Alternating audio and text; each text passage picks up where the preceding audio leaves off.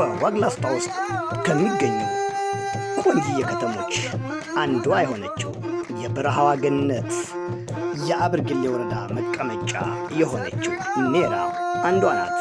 ኔራ ከዋግሽሞቹ መናገሻ ሰቆጣ ከተማ በስተሰሜን ወደ መቀሌ እና ተንቤን በሚወስደው መንገድ 67 ኪሎ ሜትሮችን እንደተጓዙ የምትገኝ ድንቅ ከተማ ነች።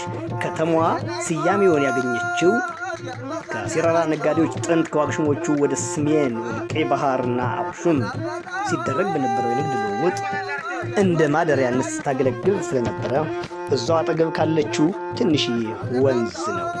ከከተማዋ በስተ ሰሜን ምዕራብ አቅጣጫ የሚገኘው ወንዝ ላይ ነጋዴዎች ሲያልፉ እንደነበረ ታሪክ ይናገራል። ከዚሁ ተያይዞም ኔራ ተባለ። የነጋዴ ውሃ ማለት ነው ትርጉሙ በአማርኛ። ኔራው በውስጧ በርካታ ሀብቶች የታደለች ታዳጊና ሜዳማ ላይ ያረፈች የሞቃቷ ንግሥት ናት። ኔራ ከተማ